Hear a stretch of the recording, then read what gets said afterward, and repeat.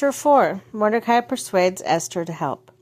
When Mordecai learned that what had been done, he tore his clothes and put on sackcloth and ashes and went out in the city, wailing loudly and bitterly. But he went only as far as the king's gate, because no one clothed in sackcloth was allowed to enter it. In every province to which the edict and order of the king came, there was great mourning among the Jews, with fasting, weeping, and wailing. Many lay in sackcloth and ashes. When Esther's eunuchs and female attendants came and told her about Mordecai, she was in great distress, and sent clothes for him to put on instead of his sackcloth, but he would not accept them. Then Esther summoned Hathach, one of the king's eunuchs assigned to tend her, and ordered him to find out what was troubling Mordecai and why.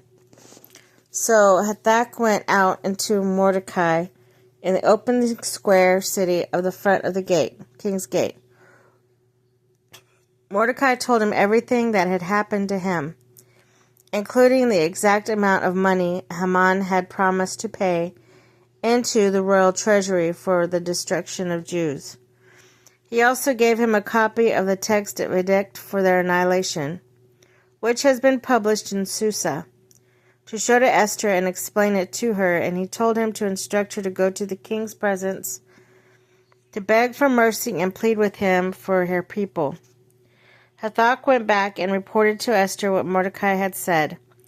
Then she instructed him to say to Mordecai, "All the king's officials and the people of the royal province know that for any man or woman who approaches the king in her court without being summoned, the king has but one law, and that they be put to death unless the king attends the gold scepter to them and spares their lives. But 30 days have passed since I was called to go to the king."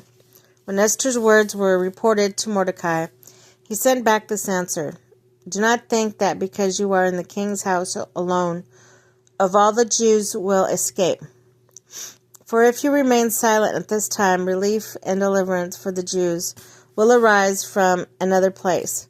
But you and your father's family will perish.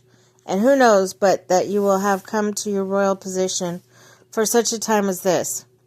Then Esther sent this reply to Mordecai: "Go gather together all the Jews who are in Susa and fast for me. Do not eat or drink for 3 days, night or a day, and my attendants will fast as you go.